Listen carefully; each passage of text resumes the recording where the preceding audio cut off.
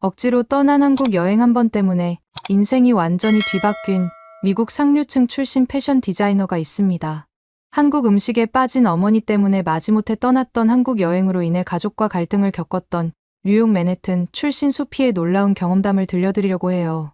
패션은 파리지, 굳이 한국까지 가야 하느냐며 아버지는 끝까지 반대했다고 합니다. 몇 개월간 딸의 진로를 걱정했던 아버지는 결국 딸의 졸업작품 발표회를 계기로 완전히 마음을 바꿨다고 해요. 한국 땅을 밟은 소피가 단 며칠 만에 보여준 반응은 그녀 자신도 상상도 못했던 것이었습니다. 시간이 흐른 뒤에는 부모님 쪽에서 먼저 깜짝 놀랄 제안을 해왔다고 하는데요. 맵기만 한 음식이 뭐가 맛있냐며 투덜거렸던 소피의 마음을 완전히 바꿔놓은 것은 과연 무엇이었을까요? 이제 소피의 놀라운 인생 역전 이야기를 함께 만나보시죠. 안녕하세요. 저는 소피라고 합니다. 지금 이 이야기를 들려드리는 이유는 정말 제 인생이 완전히 바뀌었기 때문이에요. 아니, 솔직히 말하면 처음엔 정말 억지로 떠난 여행이었거든요. 저는 뉴욕 맨해튼 어퍼 이스트 사이드에서 태어나 자랐습니다. 아버지는 월스트리트에서 투자은행을 운영하시고 어머니 엘리자베스는 뉴욕 사교계에서 꽤 유명한 분이셨죠. 저희 가족은 그야말로 전형적인 미국 상류층 가정이었어요. 펜트하우스에서 살았고 개인 셰프가 있었으며 여름에는 햄튼스에 있는 별장에서 휴가를 보냈습니다. 어릴 때부터 발레와 피아노를 배웠고 여름 휴가는 항상 유럽으로 다녔어요. 파리의 루브르 박물관, 이탈리아의 베니스, 런던의 대형 박물관이 제게는 놀이터 같은 곳이었죠. 자연스럽게 패션과 예술에 관심이 생겼고 뉴욕의 명문 사립학교를 거쳐 파슨스 디자인 스쿨에서 의상 디자인을 전공하게 되었습니다. 대학교 4학년이 되던 해, 그러니까 제가 22살 때였어요.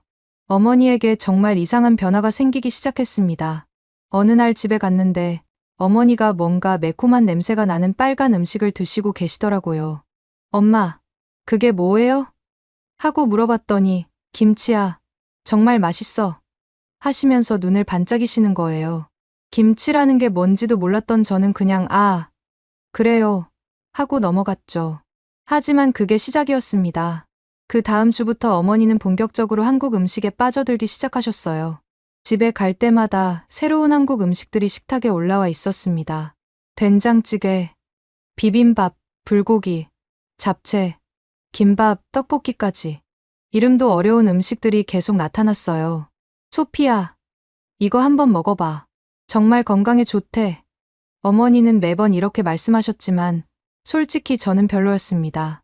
왜냐하면 전 어릴 때부터 프랑스 요리, 이탈리아 요리에 길들여져 있었거든요. 매운 것도 잘 못 먹었고 발효식품 특유의 냄새도 익숙하지 않았어요. 엄마, 굳이 그런 걸 드셔야 해요? 우리 셰프가 만든 음식이 훨씬 맛있잖아요. 제가 이렇게 말하면 어머니는 아니야. 이건 정말 다르다니까 하시면서 더욱 열심히 드셨죠. 그런데 정말 신기한 게 어머니가 한국 음식을 드시기 시작한 후로 눈에 띄게 달라지셨습니다. 우선 몸이 가벼워 보이셨어요. 예전에는 다이어트 때문에 항상 스트레스 받으셨는데 한국 음식을 드신 후로는 자연스럽게 살이 빠지시더라고요. 소피야, 내가 이렇게 몸이 가벼운 게 언제인지 모르겠어. 김치며 된장찌개 같은 발효식품들이 정말 몸에 좋은가 봐. 그리고 이 저칼로리 한식 덕분에 몸무게도 줄었어. 어머니는 정말 신나하셨습니다. 그리고 피부도 좋아지셨고 무엇보다 표정이 밝아지셨죠. 어머니의 한국 음식 사랑은 점점 더 깊어져 갔어요. 맨해튼 코리아타운에 가서 직접 재료를 사오시고 한국 음식 유튜브를 보면서 따라 만들기도 하셨습니다. 심지어 한국 드라마까지 보기 시작하셨죠. 엄마, 이제 좀 그만하시면 안 돼요? 친구들이 뭐라고 할지 몰라요. 제가 이렇게 말하면 어머니는 소피야, 너는 아직 몰라. 이 문화가 얼마나 매력적인지 하시면서 오히려 더 열심히 하셨어요. 어머니는 한국의 저칼로리 음식들과 다양한 채소 요리에 완전히 매료되셨습니다. 소피야, 이렇게 맛있으면서도 건강한 음식이 있다니. 나는 왜 이제야 알았을까? 특히 이 다양한 발효식품들은 정말 놀라워. 하시면서 정말 행복해 하셨죠. 그러던 어느 날, 어머니가 갑자기 저에게 이런 제안을 하셨습니다. 소피야, 졸업하기 전에 엄마랑 한국 여행 어떨까? 마지막 모녀 여행으로 말이야. 한국을 직접 가보고 싶어. 그 순간 저는 정말 당황했어요. 한국요? 저는 유럽 여행을 기대하고 있었거든요. 졸업 전 마지막 여행이라면 당연히 파리나 밀라노에서 패션쇼도 보고 유명한 디자이너들의 아틀리에도 구경하고 싶었습니다. 엄마, 굳이 거기까지 가야 해요? 파리나 런던으로 가면 안 돼요. 제가 이렇게 말하니까 어머니는 소피야, 이번엔 정말 다른 곳으로 가보자. 새로운 문화를 경험해보는 게 어때? 하시면서 절대 양보하지 않으셨어요. 사실 저는 한국에 대해 아는 게 거의 없었습니다. 그냥 아시아 어디선가 있는 나라 정도. 케이팝이 유명하다는 건 알고 있었지만 솔직히 제 취향은 아니었거든요. 클래식이나 재즈를 좋아하는 저에게는 너무 시끄럽고 유치하게 느껴졌어요. 엄마, 한국 음식도 다 맵기만 하잖아요. 그리고 저는 아시아 여행보다는 유럽 여행이 더 좋을 것 같은데. 제가 계속 반대하자 어머니는 조금 서운한 표정을 지으셨습니다. 소피야, 엄마가 이렇게 부탁하는 건 처음이야. 정말 한 번만 같이 가줄 수 없을까? 어머니의 목소리에서 진심이 느껴졌어요. 그리고 무엇보다 졸업 후에는 취업 때문에 바빠질 텐데 정말 마지막 모녀 여행이 될 수도 있겠다는 생각이 들었죠. 패션은 파리지, 문화는 유럽이지. 한국에서 뭘 배우겠어요. 제가 투덜거리자 어머니는 소피야, 세상에는 우리가 모르는 아름다운 것들이 많아. 이번 기회에 정말 새로운 걸 경험해보자 하시면서 더욱 기대에 찬 표정을 지으셨습니다. 결국 저는 마지못해 알았어요. 그럼 일주일 정도만 하고 동의했어요. 어머니는 정말 기뻐하시면서 고마워, 소피야.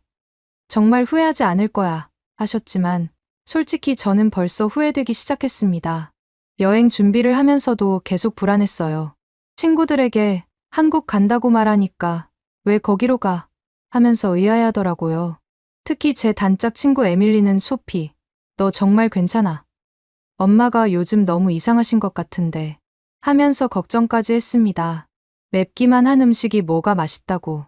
제가 혼잣말을 하자 어머니는 소피야, 편견을 갖지 말고 열린 마음으로 가보자 하셨어요. 하지만 저는 여전히 확신이 서지 않았습니다. 하지만 이미 항공표도 끊었고 호텔도 예약했으니 어쩔 수 없었죠. 출발 전날 밤, 저는 정말 복잡한 심정이었어요. 과연 이 억지로 떠나는 여행이 어떻게 될지 정말 궁금하면서도 두려웠거든요. 그런데 지금 생각해보니 그때의 그 불안감과 걱정이 얼마나 쓸데없는 것이었는지 모르겠습니다. 왜냐하면 그 억지로 떠난 한국 여행이 정말 제 인생을 완전히 바꿔놓았거든요. 정말 상상도 못했던 놀라운 일들이 기다리고 있었답니다. 인천공항에 도착했을 때 첫 느낌은 의외로 나쁘지 않았어요. 공항이 정말 깔끔하고 현대적이더라고요. 사실 저는 아시아 공항이라고 하면 뭔가 좀 낡고 복잡할 거라고 생각했는데 완전히 예상과 달랐습니다. 소피야, 어때? 생각보다 괜찮지? 어머니가 신나서 말씀하시니까 저는 그냥 그런 것 같네요 하고 대답했어요. 아직은 인정하고 싶지 않았거든요. 공항에서 나와서 지하철을 타는데 이것도 정말 놀라웠습니다. 뉴욕 지하철과는 완전히 달랐어요. 깨끗하고 조용하고 사람들도 질서정연하게 줄을 서서 기다리더라고요. 그리고 무엇보다 에어컨이 정말 시원했어요. 엄마, 여기 지하철 꽤 괜찮네요. 제가 이렇게 말하니까 어머니는 그럼 내가 뭐라고 했어? 하시면서 정말 기뻐하셨습니다. 호텔에 도착해서 짐을 풀고 나니 어머니가 벌써 한국 음식점 리스트를 꺼내시더라고요. 소피야, 이제 진짜 한국 음식 투어 시작이야. 하시는 걸 보니까 정말 걱정이 되기 시작했어요. 첫 번째로 간 곳은 명동에 있는 한정식 집이었습니다. 들어가자마자 여러 가지 작은 그릇들이 테이블 가득 놓여 있더라고요. 이게 뭐예요? 하고 물어보니까 반찬이야. 다 무료로 주는 거래. 어머니가 설명해 주셨어요. 솔직히 처음엔 정말 어색했습니다. 김치는 너무 맵고 된장찌개는 냄새가 좀 이상했거든요. 하지만 비빔밥은 의외로 괜찮았어요. 야채가 많아서 건강한 느낌이었고 고추장이 생각보다 달콤하더라고요. 어때, 소피야? 어머니가 기대에 찬 눈으로 물어보시니까 저는 나쁘지 않네요. 하고 대답했습니다. 어머니는 정말 기뻐하시면서 내일은 불고기 맛집에 가자 하셨어요. 그런데 정말 신기한 게 며칠 지나니까 한국 음식이 점점 입에 맞기 시작했어요. 특히 불고기는 정말 맛있었습니다. 달콤하면서도 고소하고 고기가 정말 부드러웠거든요. 잡채도 처음엔 이상했는데 먹다 보니까 쫄깃한 식감이 재미있었어요. 엄마, 이거 생각보다 맛있어요. 제가 이렇게 말하니까 어머니는 그럼 이제 알겠지 하시면서 정말 뿌듯해 하셨습니다. 사흘째 되던 날 어머니가 오늘은 경복궁에 가자 하셨어요. 솔직히 저는 고궁 같은 거에 별로 관심이 없었는데 어머니가 너무 가고 싶어 하시니까 따라갔죠. 경복궁에 들어서는 순간 저는 정말 놀랐습니다. 건물들이 정말 아름다웠어요. 유럽의 성들과는 완전히 다른 매력이 있더라고요. 화려하지 않으면서도 우아하고 자연과 조화를 이루는 모습이 정말 인상적이었어요. 소피야, 저기 한복 체험할 수 있는 곳이 있어. 같이 해보자. 어머니가 갑자기 이렇게 말씀하시는 거예요. 저는 처음엔 에이, 그런 건 관광객들이나 하는 거 아니에요? 하면서 싫다고 했어요. 사실 한복에 대해서는 대학교 강의 시간에 잠깐 배운 적이 있었어요. 세계 전통 의상사 수업에서 한복의 역사와 특징에 대해 1시간 정도 다뤘거든요. 하지만 그때는 그냥 이론으로만 듣고 넘어갔었죠. 하지만 어머니가 소피야, 패션 전공하는 내가 전통 의상에 관심이 없으면 어떻게 해? 하시니까 할 말이 없더라고요. 그래서 마지못해 따라갔습니다. 한복 대여점에 들어가자마자 저는 정말 깜짝 놀랐어요. 강의에서 본 사진들과는 완전히 달랐거든요. 실제로 보니까 색깔도 훨씬 다양하고 디자인도 정말 예뻤습니다. 특히 저고리의 곡선과 치마의 실루엣이 정말 우아하더라고요. 이거 어때요? 직원분이 연한 분홍색 한복을 보여주시는데 정말 예뻤어요. 저는 주로 블랙이나 베이지 같은 무채색을 좋아했는데 이 분홍색은 뭔가 달랐습니다. 부드럽고 우아한 느낌이었어요. 한복을 입어보는 순간 저는 정말 충격을 받았습니다. 거울 속의 제 모습이 완전히 달라 보였거든요. 평소에 입던 서구식 옷과는 전혀 다른 우아함이 있었어요. 저고리가 몸선을 정말 아름답게 살려주고 치마의 실루엣이 너무나 고급스러웠습니다. 와, 소피야. 정말 예쁘다. 어머니가 감탄하시니까 저도 모르게 기분이 좋아졌어요. 거울을 보면서 이쪽 저쪽 돌아보는데 정말 신기했습니다. 이런 옷이 이렇게 아름다울 줄 몰랐거든요. 경복궁을 돌아다니면서 다른 사람들의 한복도 구경했는데 정말 다양했어요. 전통적인 스타일부터 현대적으로 변형된 것까지 색깔 조합도 정말 예술적이었습니다. 파란색과 흰색, 빨간색과 노란색, 연두색과 분홍색. 이런 색깔 조합들이 어떻게 이렇게 조화로울 수 있는지 정말 신기했어요. 엄마, 이거 정말 신기해요. 색깔 하나하나가 다 의미가 있는 것 같아요. 제가 이렇게 말하니까 어머니는 그럼 한국 전통 문화는 정말 깊이가 있어 하셨습니다. 그날 저녁 호텔로 돌아와서도 한복 생각이 계속 났어요. 특히 그 우아한 실루엣과 색감이 머릿속에서 떠나지 않았습니다. 패션을 전공하면서 이렇게 전통 의상에 매료된 건 처음이었거든요. 다음 날 어머니가 오늘은 북촌 한옥마을에 가보자 하셨어요. 처음엔 또 전통 건물 구경이야 싶었는데 가보니까 정말 매력적인 곳이었습니다. 전통 한옥들 사이로 난 골목길이 정말 아기자기했어요. 그런데 더 놀라운 건 그곳에서 만난 한복들이었습니다. 경복궁에서 본 것보다 훨씬 더 다양하고 현대적이었어요. 젊은 사람들이 입고 있는 한복들은 정말 세련되더라고요. 특히 한 찻집에서 본 한복은 정말 충격적이었습니다. 전통적인 실루엣은 그대로 유지하면서도 색깔이나 패턴이 완전히 현대적이었어요. 그 순간 제 머릿속에서 뭔가 번쩍하는 게 있었습니다. 엄마, 저 한복 보세요. 정말 현대적이면서도 전통적이에요. 제가 흥미진진하게 말하니까 어머니도 정말 그렇네.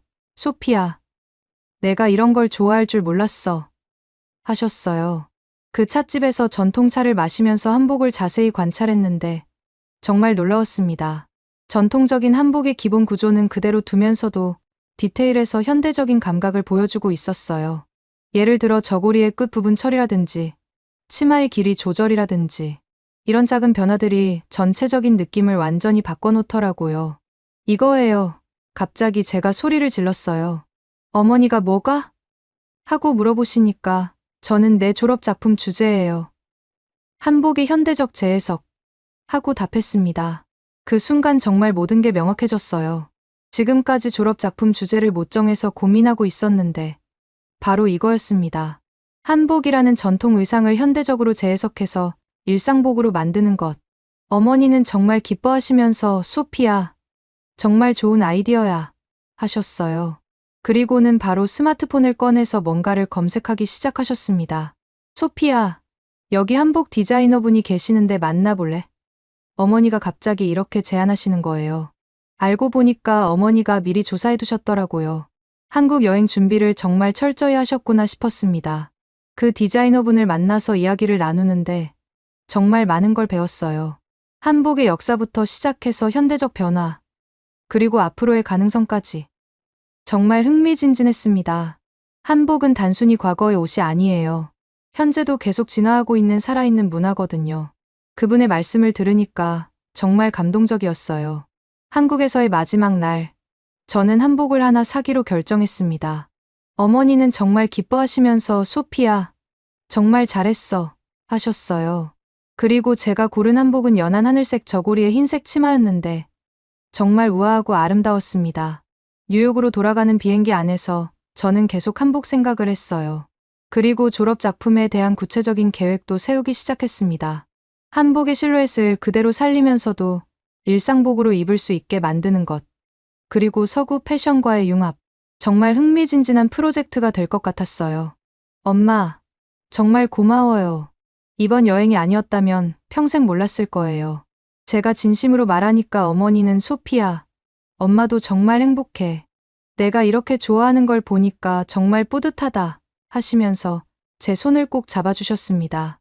그런데 정말 놀라운 건 뉴욕에 돌아와서였어요. 억지로 떠났던 그 여행이 제 인생을 완전히 바꿔놓을 줄 누가 알았겠어요? 뉴욕으로 돌아온 후 저는 정말 놀라운 변화를 경험했습니다. 한국에서 가져온 한복을 옷장에 걸어두고 매일 바라보면서 졸업 작품에 대한 구상을 시작했어요. 하지만 정작 가족들에게 제 계획을 말씀드렸을 때 예상치 못한 반응이 기다리고 있었습니다. 소피야, 졸업 작품 주제는 정했니?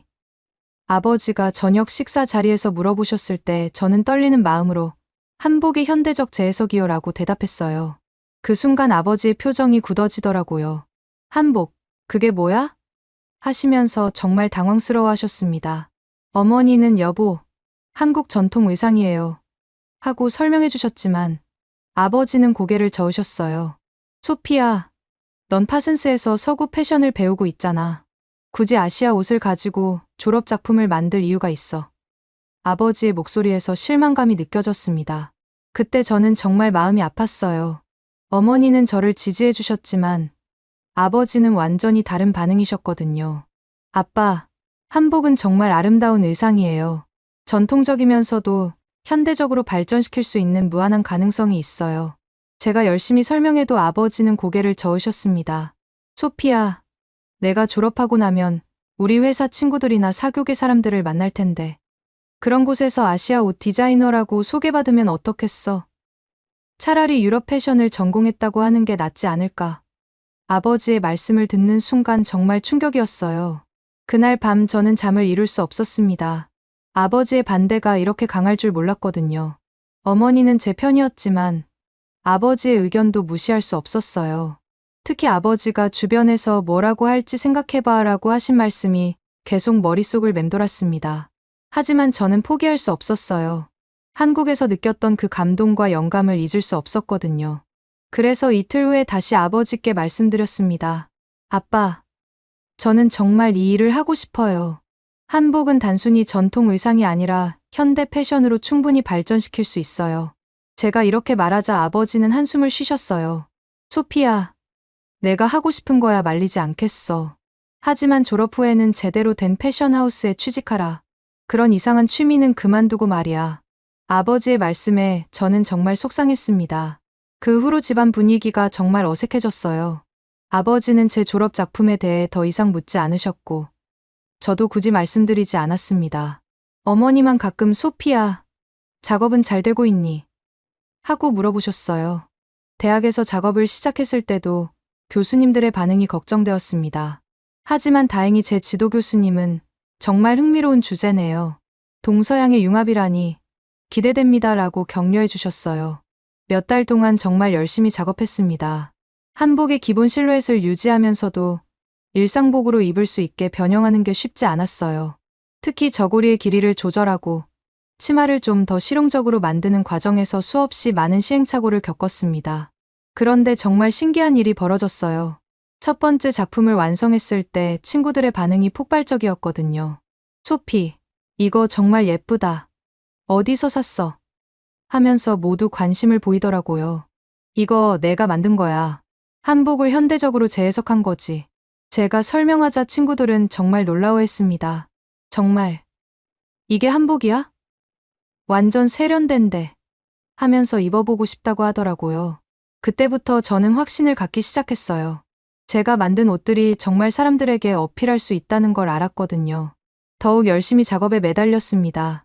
졸업 작품 발표 날이 다가왔을 때 저는 정말 떨렸어요. 부모님도 오시기로 하셨는데 특히 아버지의 반응이 걱정되었습니다.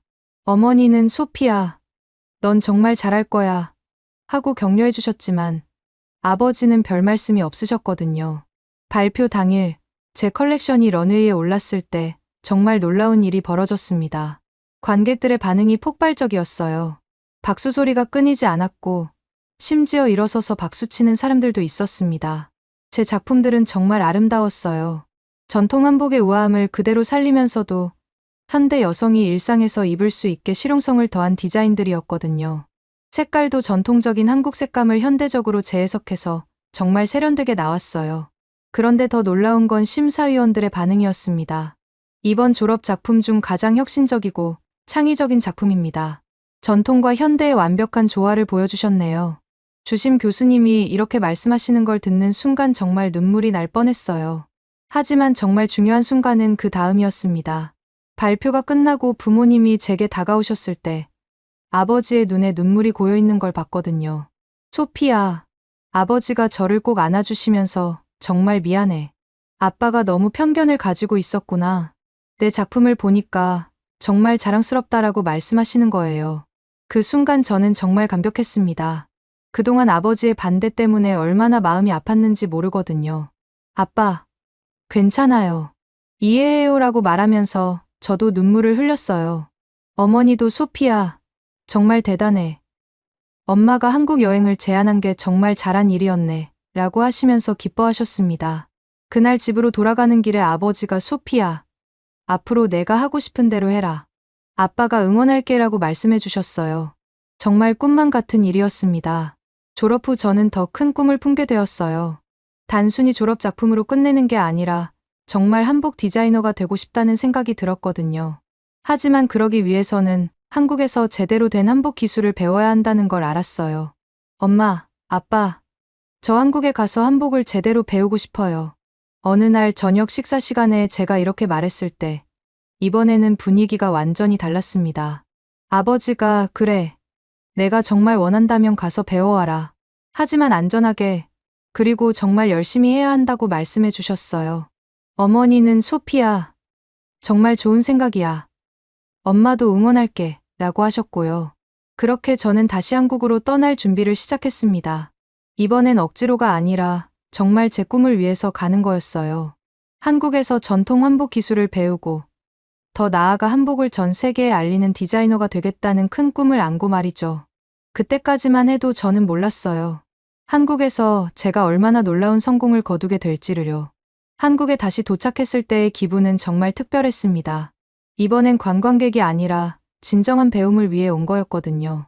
서울 시내의 작은 원룸을 구해서 정착하고 본격적으로 한복 기술을 배우기 시작했어요. 처음 찾아간 곳은 인사동에 있는 전통 한복 공방이었습니다. 김 선생님이라는 분이 운영하시는 곳이었는데 70대의 연세에도 불구하고 정말 카리스마가 넘치는 분이셨어요. 외국인이 한복을 배우러 왔다고? 선생님이 저를 보시면서 의아해하시더라고요. 사실 저는 한국어를 거의 못했기 때문에 번역기를 켜고 손짓발짓을 섞어가며 대화했어요. 선생님이 한복은 하루 이틀에 배울 수 있는 게 아니야. 몇 년은 걸릴 텐데 정말 할 수 있겠어? 라고 하시는 걸 번역기로 확인하고 나서야 이해할 수 있었습니다. 네. 정말 배우고 싶어요. 시간이 오래 걸려도 상관없습니다. 제가 번역기에 영어로 입력해서 한국어로 번역된 화면을 보여드리니까 선생님이 잠시 저를 살펴보시더니 그럼 한번 해보자 하시면서 고개를 끄덕이셨어요. 첫 수업은 정말 충격적이었습니다. 한복을 만드는 과정이 이렇게 복잡하고 정교할 줄 몰랐거든요. 저고리 하나를 만드는데도 수십 가지 단계가 있었어요. 특히 기시나 동전 같은 부분은 정말 섬세한 손놀림이 필요했습니다. 아이고, 이렇게 하면 안 되지. 선생님이 제 바느질을 보시고 혀를 차시더라고요. 한 땀 한 땀이 다 의미가 있는 거야. 마음을 다해서 해야 해. 처음 몇 주는 정말 힘들었어요. 하지만 포기할 수 없었습니다. 매일 공방에 가서 아침부터 저녁까지 연습했어요. 손가락이 바늘에 찔려서 피가 나는 것도 일상이었지만 조금씩 늘어가는 실력이 정말 뿌듯했습니다. 한 달쯤 지났을 때 선생님이 이제 좀 손에 익었구나 하시면서 처음으로 칭찬해 주셨어요. 그때 정말 기뻤어요. 뉴욕에서 만든 졸업 작품과는 차원이 다른 진짜 한복을 만들고 있다는 실감이 났거든요. 그런데 정말 놀라운 일이 벌어지기 시작했습니다. 제가 한복을 배우는 과정을 유튜브에 올려보면 어떨까 하는 생각이 들었거든요. 외국인이 한국 전통 문화를 배우는 모습이 사람들에게 재미있을 것 같았어요. 처음엔 단순한 호기심으로 시작했습니다. 미국 여자가 한복 만들기에 도전. 이런 제목으로 영상을 올렸는데 반응이 정말 폭발적이었어요. 하루 만에 조회수가 10만 회를 넘더라고요. 댓글들도 정말 감동적이었습니다. 한국 문화를 이렇게 진지하게 배워주셔서 감사해요. 외국인이 우리 전통을 사랑해주니까 정말 뿌듯하네요. 이런 따뜻한 메시지들이 쏟아졌어요. 그러다가 더욱 특별한 제안이 들어왔습니다. 한 방송국에서 외국인이 보는 한국 전통 문화 프로그램에 출연해달라고 하시는 거예요. 처음엔 정말 떨렸지만 한복을 더 많은 사람들에게 알릴 수 있는 기회라고 생각했습니다. 방송에 나가서 제가 만든 한복을 선보였는데 패널들의 반응이 정말 놀라웠어요. 이게 정말 외국인이 만든 거예요? 너무 완벽한데요. 하시면서 감탄하시더라고요. 특히 한 패널분이 소피 씨가 만든 한복을 보면 전통을 지키면서도 현대적 감각이 있어요. 정말 한복의 새로운 가능성을 보여주시는 것 같아요. 라고 말씀해 주셨을 때 정말 감격했습니다. 그 방송 이후로 제게 정말 많은 기회들이 쏟아지기 시작했어요. 여러 패션 브랜드에서 컬래버레이션 제안이 들어왔고 한복 디자인 의뢰도 받기 시작했습니다. 하지만 저는 더 큰 꿈이 있었어요. 단순히 유명해지는 게 아니라 정말 한복을 전 세계에 알리고 싶었거든요. 그래서 더욱 열심히 공부하고 연습했습니다. 몇 개월 후 저는 동대문 시장에서 직접 원단을 고르는 영상을 올렸어요. 한복 디자이너가 되기 위한 원단 쇼핑, 이런 제목이었는데 이것도 정말 인기가 많았습니다. 사람들이 한복 제작 과정에 정말 관심이 많다는 걸 알았어요. 오늘은 저고리용 명주를 찾으러 왔어요. 하면서 원단상들을 돌아다니는 모습을 찍었는데 원단상 사장님들도 정말 친절하게 도와주셨어요. 외국인이 이렇게 한복에 관심을 가져주니까 정말 고맙다고 하시더라고요. 동대문에서 원단을 고르는 과정도 정말 흥미로웠습니다. 수백 가지 색깔과 질감의 원단들 중에서 한복에 어울리는 것을 찾는 게 쉽지 않았거든요. 하지만 선생님이 가르쳐 주신 대로 원단의 무게감이나 광택을 보면서 고르니까 점점 안목이 생기더라고요. 그리고 정말 재미있는 프로젝트를 시작했어요. 제가 직접 만든 한복을 입고 해외여행을 떠나는 브이로그를 찍기로 한 거예요. 첫 번째 여행지로 선택한 곳은 일본 교토였습니다. 전통과 현대가 공존하는 도시에서 한복이 어떤 반응을 불러일으킬지 정말 궁금했거든요. 교토 여행을 위해 특별히 제작한 한복은 연한 보라색 저고리에 하얀색 치마였어요. 일본의 벚꽃과 어울릴 것 같다는 생각에 선택한 색조합이었습니다. 그리고 평소보다 치마 길이를 조금 짧게 해서 걷기 편하게 만들었어요. 한복 입고 교토 여행 가기 제목으로 올린 영상의 반응은 정말 폭발적이었습니다. 교토 거리를 한복 입고 걸어다니는 모습을 보고 사람들이 정말 신기해하더라고요. 특히 기욤거리에서 만난 일본 관광객들의 반응이 인상적이었어요. 와, 정말 아름다워요.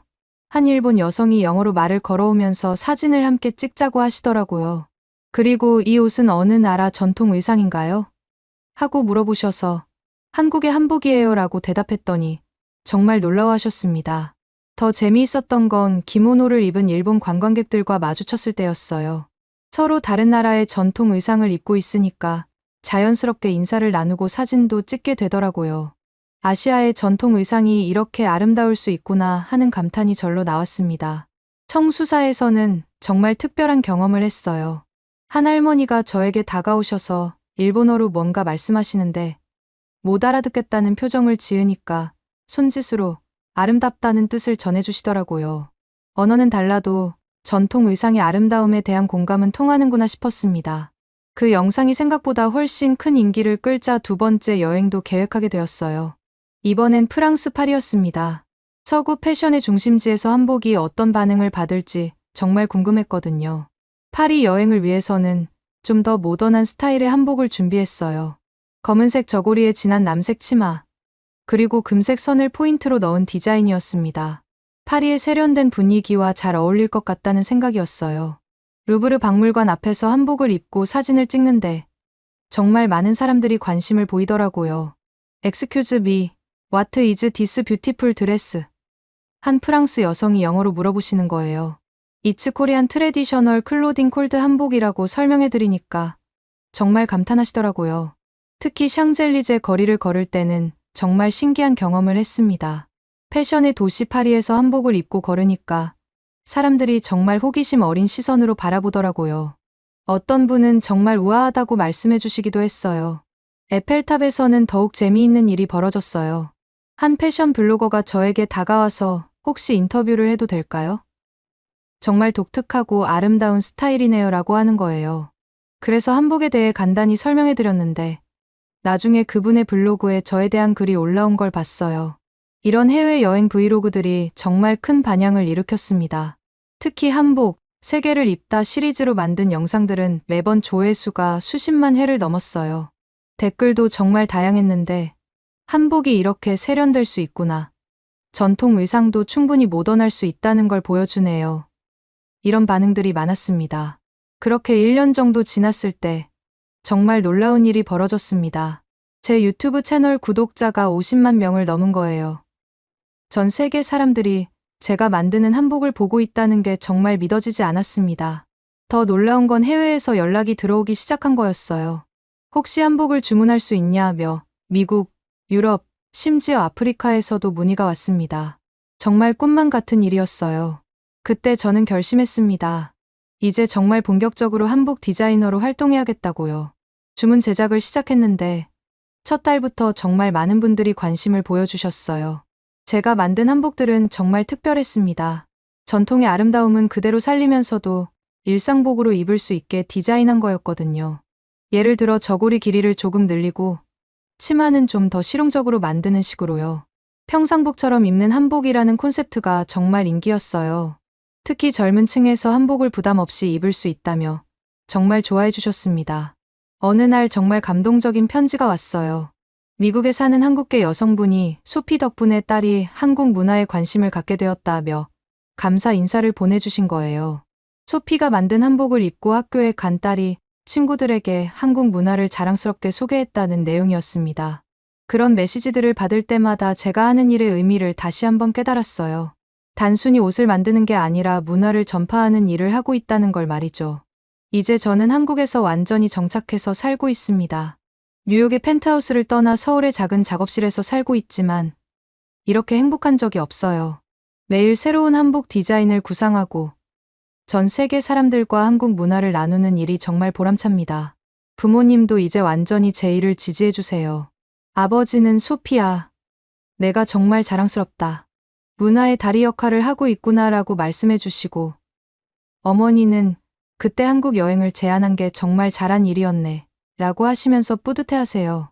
최근에는 한복 아카데미를 열어서 다른 외국인들에게도 한복 만들기를 가르치고 있어요.